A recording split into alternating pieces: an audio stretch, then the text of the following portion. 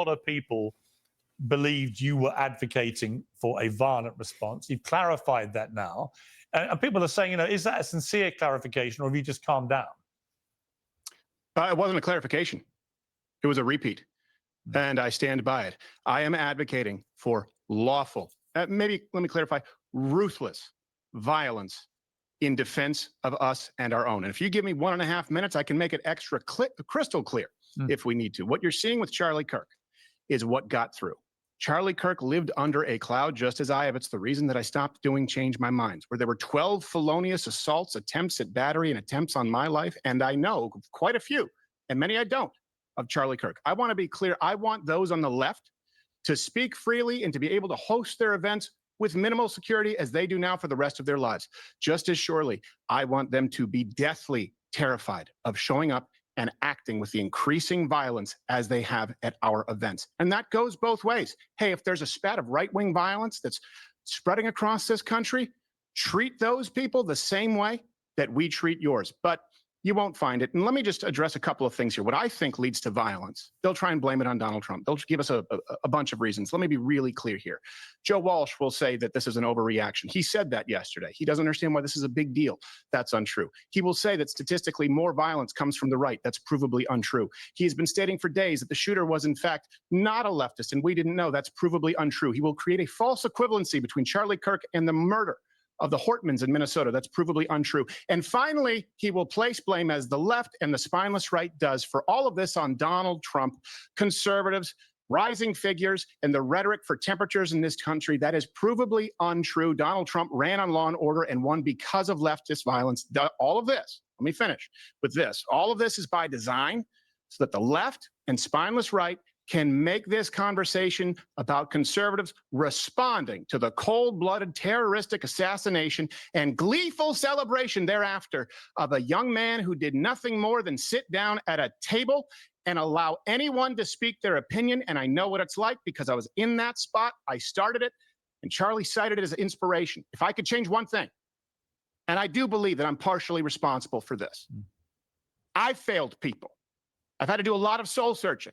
When I did Change My Mind and started in 2016, the idea was, hey, calling the left on their bluff, civil dialogue with anyone to the tune of billions of plays and hundreds of hours. And it got increasingly violent. And what I didn't tell people, I told people out there, go do this on your own campus, have these conversations. I advocated for it.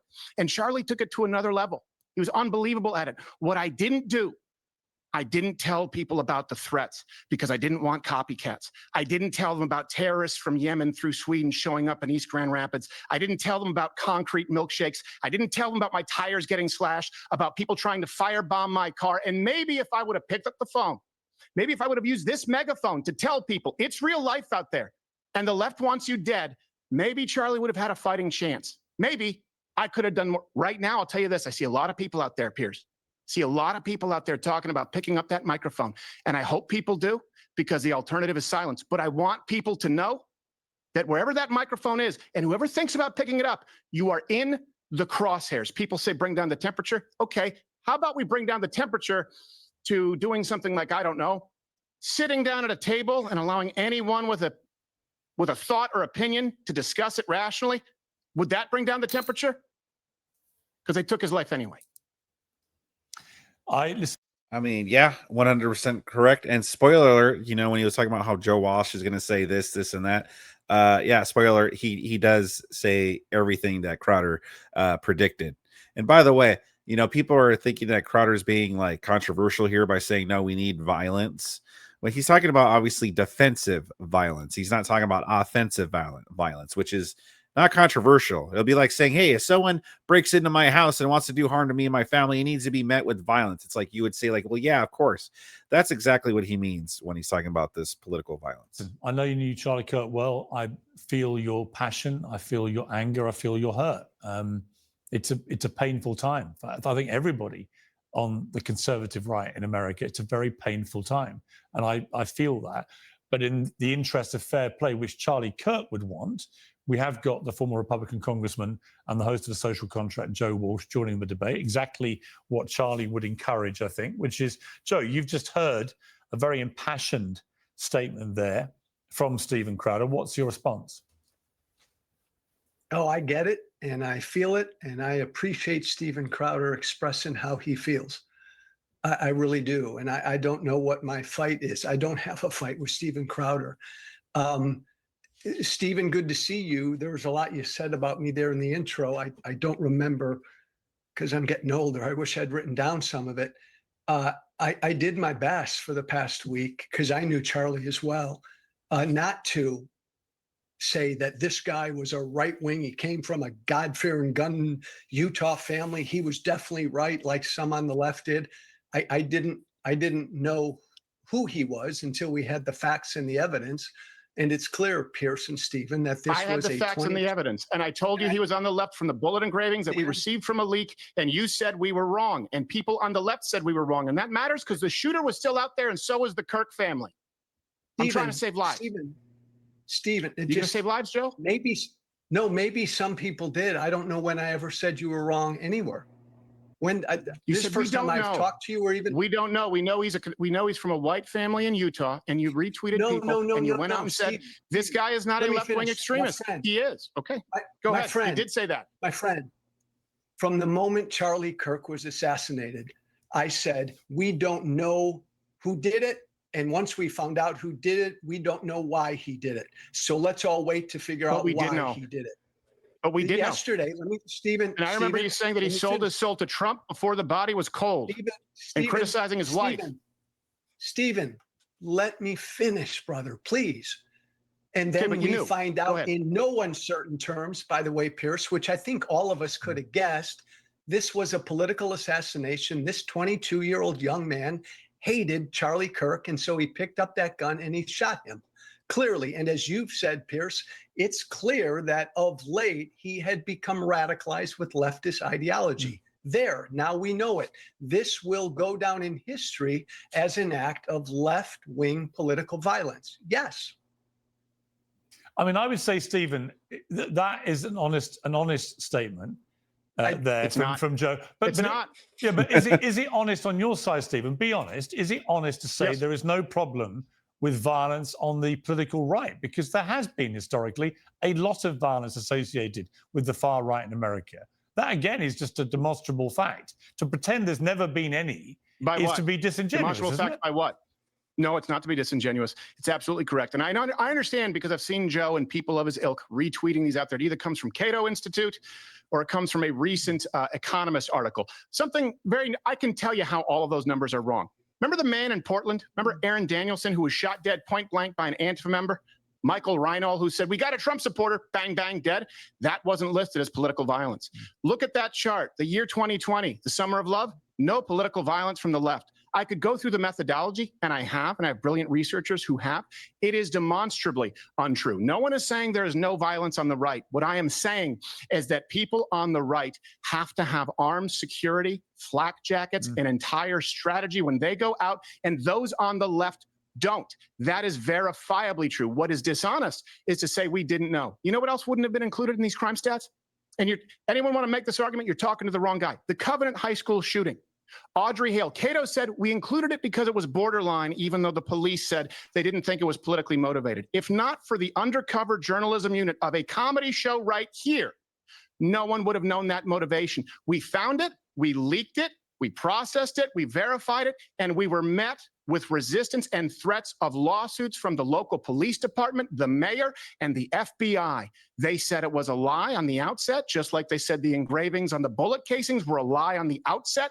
The left lies. They label you fascist. They label you a totalitarian. And how do you deal with those people? Well, you don't do it at the ballot box. We all know that. It's not just how the news is told, but what's left out, which concerns me. And when a friend in the business recommended... ground news. Have you ever been standing on the ground and wonder, what kind of ground am I standing on? Is it gravel? Is it pavement? What is it? Well, you could go to Ground News for all the latest updates for what's going on the ground. No other news can you find that report as well about what's on the ground than Ground News. Use code word Piers. But now, in all honesty, though, Crowder's absolutely right. Like this guy right here, Joe Walsh, like he just wants to keep pretending like this is a both sides type of deal or whatnot. Like it's fair. It's like, no, like no one's saying there is no violence from the right. Like no right winger has ever done anything wrong. Like no one's saying that. but we are saying it's overstated, and also there is that the other side is worse. The left wing is much, much worse. We are not the same. Again, we can't even mourn Charlie in peace and have candlelit vigils without wackos coming in and interrupting and being disrespectful. Against women. If you're against men and women's sports, it's violence against trans, it's genocide, it's erasing them. If you're against Juneteenth as a holiday, it's violence. You're pro First Amendment, violence because you're inciting violence. You're pro Second Amendment, violence because you believe people should be able to commit gun violence. And then if we remain silent, that's also violence. And so people deal with the right with violence. Here's my challenge. Find me one example of a Charlie Kirk on the left, not an elected official. I'll allow any speaker, any comedian this century, one example of somebody who was murdered, assassinated, hemorrhaged out in front of his family in cold blood and gleefully celebrated thereafter. And the polls show that a majority, according to YouGov recently, of Democrats think it's somewhat too acceptable. 38%, 77% of Republicans said not acceptable at all. Okay, let Joe What I'm respond. saying is that Charlie Kirk was hunted. He was hunted. We are being hunted. And I don't want to see any more dead friends. Violence, absolutely. Lawful, ruthless, defensive violence. Okay, Joe. Piers, I'll just be brief again. The data is pretty clear, and historically it's been pretty clear that there's political violence on the right and the left in this country for years. And I could argue, and I would argue, but I won't here, that there's historically been more political violence coming from the right. But suffice to say, I think you and I, Piers, would agree.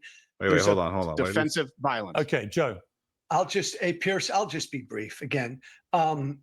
The data is pretty clear, and historically it's been pretty clear that there's political violence on the right and the left in this country for years. And I could argue, and I would argue, but I won't here, that there's historically been more political violence coming from the right.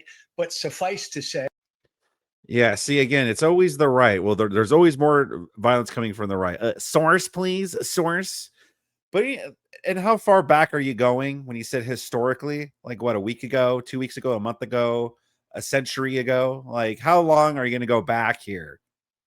And even if it's true that historically there's more right-wing violence than left-wing violence, what about the last 10 years or so? Objectively, you can't argue there's been more right-wing violence than left-wing violence. Again, like we can't even have peaceful vigils for Charlie Kirk without a left-wing lunatic going out and disrupting it, you know? So how can he sit there and say, no, actually the right is more violent than the left? Like, can we stop pretending like that's the truth? And what irritates me about this guy is that he's clearly being disingenuous and he's clearly lying. Like, that's not what reality shows. I don't care what statistics he's having. Crowder is right that the statistics are skewed. I think you and I, Piers, would agree. There's a history of.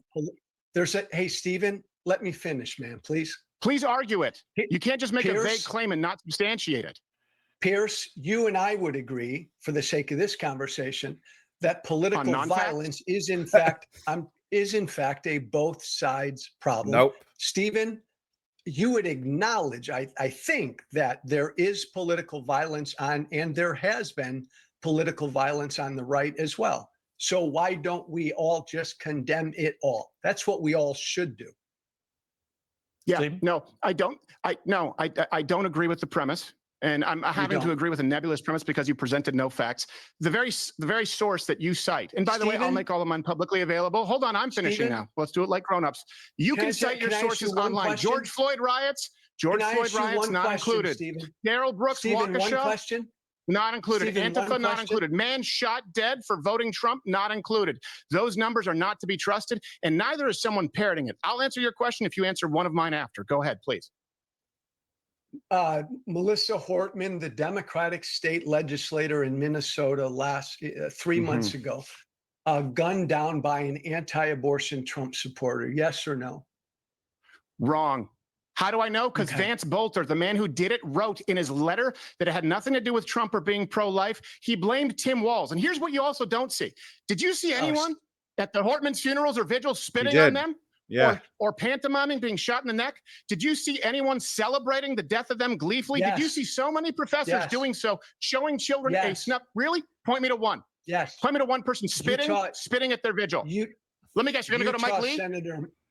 Utah How do I Senator predict Mike everything you Lee say all the mocked the time? attack. How? Donald Trump. He Donald didn't mock the Trump. attack. But Yes, I he would. did. Okay, Donald Trump. let me jump in. Let me Anyone jump in. spit at the Stephen, vigil. let me jump Anyone in. celebrate the Stephen, murder. let me give you an example. Pierce, I don't. No, hang on. Go ahead. Pierce. Hang on. Yeah, I hate that Piers interrupted right there because I think Steven Crowder had Joe on the ropes because he's like saying, well, Mike Lee celebrated it or Donald Trump celebrated it. Like from what I could see on X, no one celebrated that the Hortman being unalived or whatever. It's tragic. And a lot of people said it was tragic. So I don't know what he's talking about. Like, again, like you're just refusing to live in reality if you pretend this is a right-wing issue or that right-wingers are majority to be violent. More likely, I should say, to be violent. It's like it's the same thing like with the whole like when we bring up how the black crime statistic, you know, the infamous black crime statistic, then the what's the answer to it? Oh, but white people actually are the criminals here. White people are actually more likely to commit crimes and stuff. And then we bring up per capita. But it's a similar thing there when we actually try to get to the root of the problem, which is left-wing terrorism, and that's what this is. They deflect and go, well, actually, it's right-wingers. Actually, right-wingers are terrible. Actually, you know, it's the right. And it's just not true. We all know it's not true. We all know it's not true. You can point to numerous acts of left-wing terrorism. Again, not just against Trump or Charlie Kirk or prominent right-wing figures, but just average people. You know, there are people who got refused services at restaurants just because they're Trump supporters, or have gotten harassed at public places because they're wearing a Trump hat or something. They can't even have a pro-Trump banner on their lawn, like our sign on their lawn, I should say, without a crazy ass neighbor coming up and going, like, either tearing down the sign or going and confronting the owner of the house about it.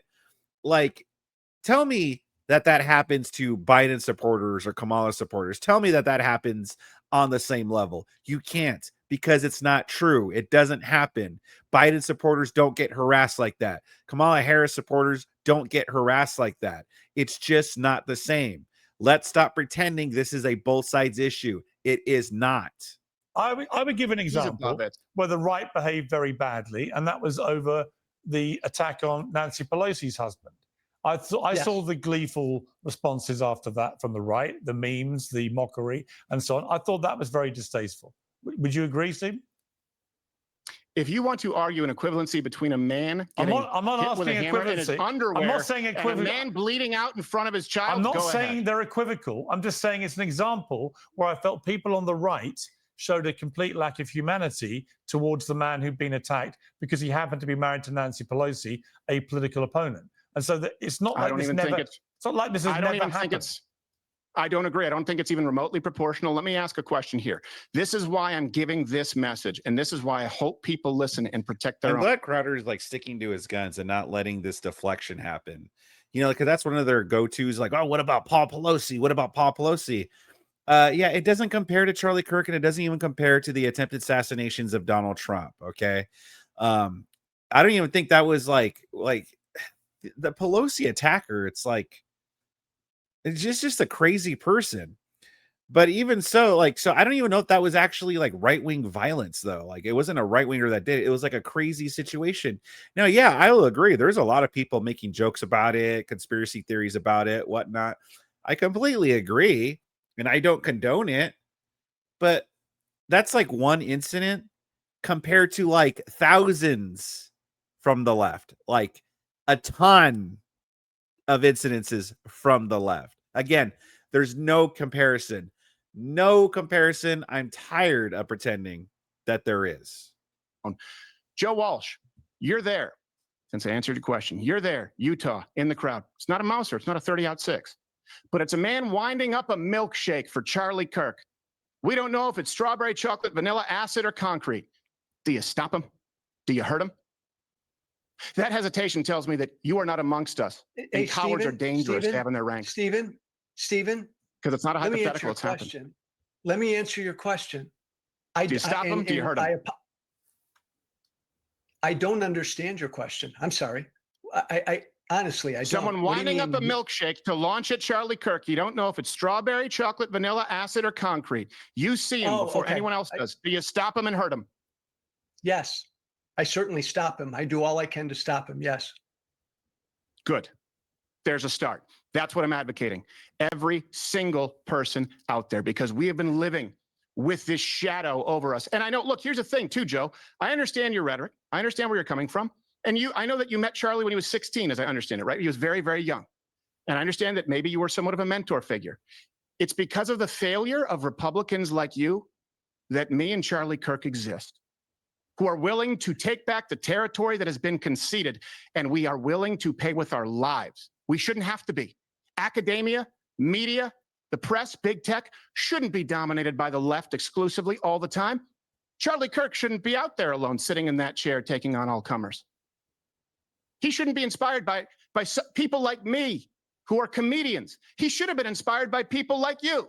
Instead, he was inspired to go the other way. Maybe that's why he said he sold his soul for Donald Trump before the body was cold. Still want to do the no true Scotsman, holier than thou thing?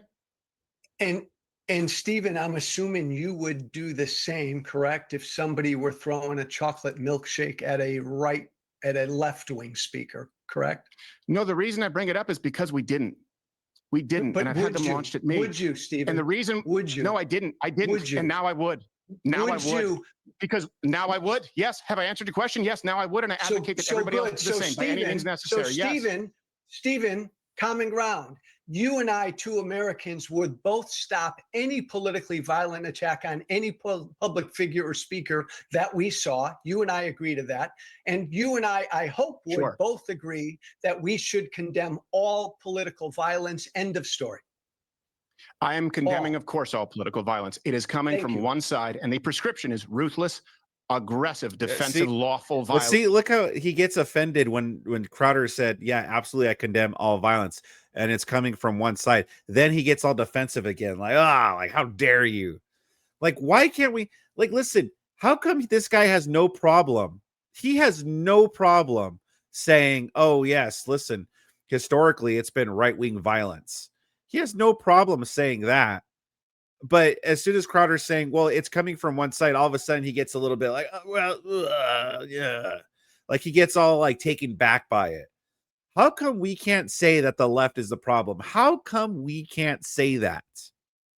On anyone who tries. If someone behaves in a way, for example, I've been sucker punched, I've been collar dragged, I've had attempts on my life, I have been doxxed. If anyone behaves in a way where if they behave that way at a town hall, at a restaurant, you with your family, would result in their severe ass beating, they deserve it at a political rally. They deserve it at a private function and a public speaking engagement. And the right has not been doing that because we've been taking the high road and the left has acted with impunity. That's why you see professors. It's not just that they're showing children a snuff film on repeat in order to create a generation of psychopaths, by the way. That's how you do it. It's that so many professors are doing it because they don't fear any ramifications. You can't find that on the right. Find me one example of a Charlie Kirk, not an elected official, a person who did nothing more than express his opinion and allow anyone else to do the same, who lost his life. I also think in relation to that, yeah, and like, yeah, where are the right-wing teachers that are showing their children some kind of left-winger being assassinated or getting hurt over and over again? Where is that on the right?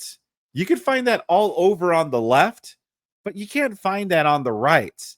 Like I said, can we stop pretending this is a both sides issue, please?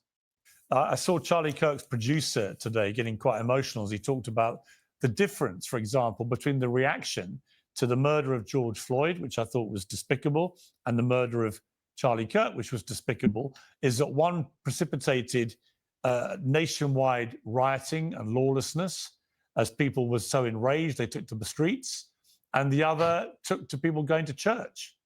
You know, also call me when Charlie Kirk died with a speed bump. He mugged a woman with his toddler in the house. I thought it was an interesting. George Floyd hurt people. I thought it was an interesting observation, Joe, in terms of the difference.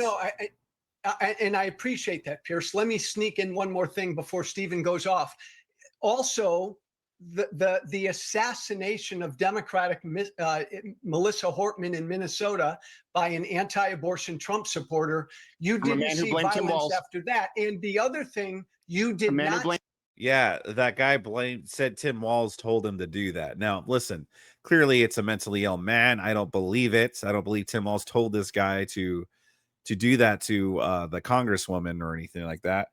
But they don't talk about that. They're pretending they're pretending that it's a Trump supporter. Tim Walz. Let me finish, Stephen. Let me finish, brother. The man who blamed Tim Walz. Truth matters. Truth. Dishonesty foments violence, Joe. After a Democrat was assassinated in Minnesota, you also did not see the Democratic Party and the left declaring a war on the right, saying that they did it, the evildoers did it. This is a battle between good and evil. You didn't hear any of that when a Democrat was assassinated. We should condemn both, Piers, condemn anybody celebrating Charlie Kirk's murder. Condemn it. And we should also condemn anyone using Charlie Kirk's murder to declare some war on half of the country, and this is a battle between good and evil. Both of those reactions are dangerous. Okay. Yeah, wrong. Fine. Yeah, exactly. Wrong. Dangerous and despicable. Like, come on. So we're not declaring a war on the left. We're saying that we are in a war. Because we are. Like, what else do you call it? We're in a war. They hate us. The left hate us. And they shot and killed one of us. So why is it wrong for us to say that we are in a war? That this is a battle between good and evil? Like, come on. Final word to Stephen. Wrong. Stephen, final word to you. Stephen, you got the final word. Yeah, man. wrong. I think using Charlie Kirk as saying that he sold his soul to Trump before the body's even cold. I agree with Charlie Kirk's reaction to George Floyd because the media lied. Lies foment dishonesty. And I'm not calling for a civil war. I made it very clear I want the left to be able to continue to speak without security, as they often do. I just want them to be deathly afraid to try what they've been doing with the right for a very long, forevermore going forward. But if we talk about this, hey, there's one time that there weren't riots. Yeah, what about all the times that there were and they weren't registered as violent crime? Charlie Kirk didn't hurt anybody. George Floyd did. Charlie Kirk is very, very different from George Floyd. Dishonesty is what foments, I'll leave you with this, is what foments violence. And you know what? When you say war of good and evil, show me one time where the people who are actually evil are willing to paint a war of good and evil. Because you know what? If it ever comes to that, God forbid, maybe the people advocating for abortion up until and including birth and genital mutilation for children, including hiding them from their parents in the state of Minnesota, maybe they could look around at themselves and say, hey, if this is a war of good and evil, maybe we're the bad guys. Okay. I'm going to leave it there. Thank you both so very much. I appreciate it. Thanks. Yeah. Man, look at that face on Crowder. Dang, he's intense. He's intense, but he's absolutely right. And it's hard not to get intense when arguing with these people or hearing this rhetoric again. Like, I hate this whole notion, this whole narrative that they're trying to paint that it's both sides. There's political violence on both sides. Yeah, listen, no one's saying that no right winger has ever done anything bad or horrific. No one's saying that. What we are saying, though, is that it is mostly coming from one side. Mostly coming from one side. Like I said, it's like it would be like looking at an abusive relationship where the husband is constantly, abusing the wife every day, right? And then the wife, in self-defense or one time, hits the husband on top of the head with the frying pan. And then all of a sudden someone goes and goes, oh, well, look, both sides. See, look, she hit him, both sides. It's like, no, we would say, hey, there's clearly an abuser in this relationship. And this woman is pretty much just trying to survive. And that's pretty much what this is. I've said it before and I say it again. This is an abusive relationship. The left have become an abusive spouse where they could do whatever they want to us, say whatever they want to us. And if we fight back or say anything back, well, we're the problem. And no matter what, it's our fault. Oh, it's your fault that I had to beat you. If you just didn't make me so angry, if you just didn't say things I didn't like, I wouldn't have to beat you. That's pretty much what the left is telling us right now. So, let's stop with this whole notion of it's both sides. It is not. It is one side. It is leftist terrorism, something that we've been having to deal with for the last 10 years. But what did you guys think about this? Leave a comment in the comment section below. Subscribe to my channel if you like this. hit that like button as well. That'll help me out a lot. And if you like seeing Steven Crowder stuff, if you like seeing more stuff like this, I got more stuff on the screen that you can click away and enjoy.